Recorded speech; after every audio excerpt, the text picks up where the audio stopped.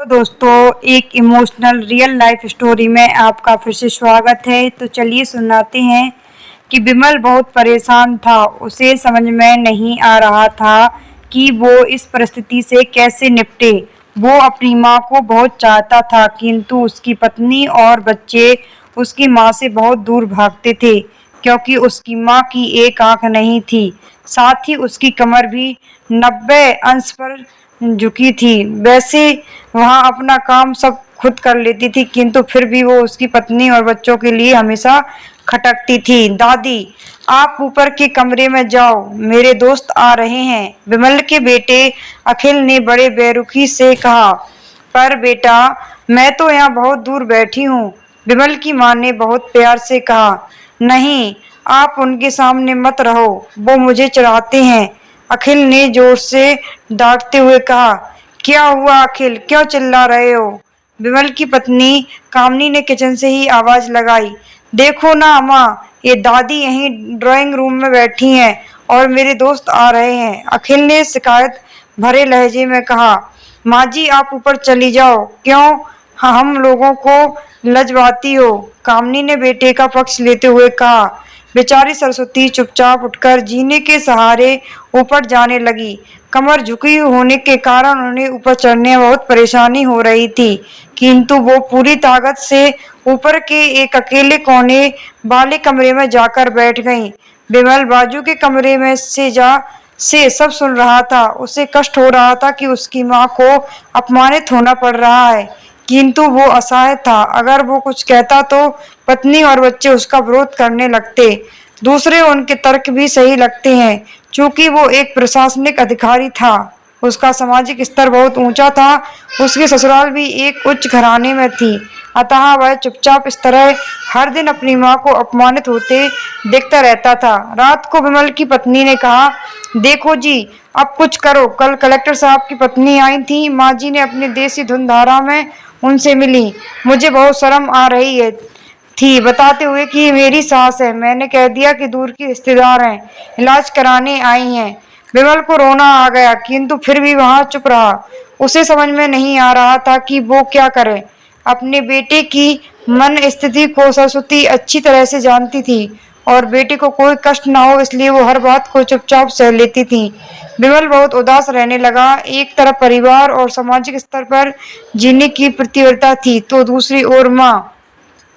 आखिर माँ से अपने बेटे की यह हालत देखी नहीं गई। एक दिन उसने अपने बेटे से कहा, विमल, बहुत दिन हो गए हैं, मैं अपने गांव जाना चाहती हूँ, मुझे वहां पहुंचा दो, मेरा यहाँ मन नहीं लग रहा है। किंतु माँ, वहां तो कोई नहीं है, तुम्हारी देखभाल कौन करेगा? विमल ने आश्चर्य से पूछा। अरे, सब गांव वाले तो हैं, और वो तुम्हारे मामा जी तो हैं, उसी गांव में रहते हैं, और फिर हम सारी व्यवस्था कर आएंगे ना। कामनी को तो जैसे मन की मुराद मिल गई हो। हाँ बेटा, बहू सही कह रही है, सरस्वती ने लंबी सांस लेते हुए कहा। विमल जानता था कि गांव में माँ की देखभाल करने वाला कोई नहीं है, लेकिन अपनी पत्नी की जिद के कारण वह अपनी माँ को गांव छोड़ने पर विवश हो गया। माँ को गांव छोड़कर आते वक्त उसे रोना आ रहा था तथा अपनी बेबसी पर गुस्सा भी आ रहा था, किंतु परिवार, पत्नी और समाज ने उसके इन मनोभावों को दबा दिया और वो सुकून सा महसूस करने लगा। कुछ दिनों के बाद उसके चाचा, जो अमेरिका में रहते थे, आने वाले थे। जब विमल बहुत छोटा था, उसके पिता जीवित थे, तब वो भारत आए थे, और उसके बाद वो अब भारत आने वाले थे। पूरा परिवार और आस पड़ोस बहुत उत्साहित था। अमेरिका से विमल के डॉक्टर चाचा आ रहे थे। डॉक्टर रमेश ने जैसे ही घर में कदम रखा, सबने मिलकर बहुत उत्साह से उनका स्वागत किया। क्यों विमल, भाभी नहीं दिख रही हैं, कहाँ हैं? डॉक्टर रमेश ने उत्सुकता पूर्वक पूछा। जी, वो गांव में रहती हैं, यहाँ उनका मन नहीं लग रहा था, कामनी ने सपाट लहजे में उत्तर दिया। डॉक्टर रमेश ने विमल की ओर देखा तो विमल ने अपनी आंखें झुका लीं। डॉक्टर रमेश सब समझ गए, बोले, कल हम भाभी से मिलने गांव चलेंगे सब लोग। दूसरे दिन सभी लोग गांव के घर में पहुंचे। देखा कि सरस्वती को बहुत तेज बुखार है और वो पलंग पर असहाय पड़ी है। डॉक्टर रमेश दौड़कर सरस्वती के पास गए, उनके पैर छूकर रोने लगे। सरस्वती की हालत उनकी कल्पना से परे थी। पर बेटा विमल, तूने तो नाम उजागर कर दिया, अपनी माँ की ये हालत देखकर तुझे तो शर्म भी नहीं आ रही होगी। डॉक्टर रमेश ने विमल को लगभग डांटते हुए कहा, नहीं देवर जी, विमल का कोई दोस्त नहीं है, मैं खुद गांव आई थी। सरस्वती ने अपने बेटे का बचाव किया। मुझे सब पता चल गया भाभी, आप चुप रहो। क्यों बहू, तुम्हें अपनी सास की क्रूरता पसंद नहीं है? समाज में तुम्हें नीचा दिखाना पड़ता है ना? डॉक्टर रमेश ने कामनी की ओर व्यंग से देखा। कामनी निरुत्तर होकर विमल को देखने लगी। आज तुम जिस सामाजिक स्तर पर हो वो इन्हीं के संघर्षों की देन है। और बेटा विमल, तुम्हें शायद मालूम ना हो कि बचपन में जब तुम 1 साल के थे तब छत से नीचे गिरने के कारण तुम्हारी एक आंख फूट गई थी और तुम्हारी एक ही हड्डी में भी समस्या थी। तब तुम्हारी इस क्रूप माँ ने अपनी एक आंख और अपना बोन मैरो तुम्हें देकर इतना सुंदर स्वरूप दिया था। कामनी बेटा, इतने सालों तक संघर्ष करके बेटे को प्रशासनिक अधिकारी बनाने वाली इस संघर्षशील औरत की तुम लोगों ने यह दशा कर दी, तुम्हें ईश्वर कभी माफ नहीं करेगा। डॉक्टर रमेश की आंखों से आंसू जलधारा बह रही थी।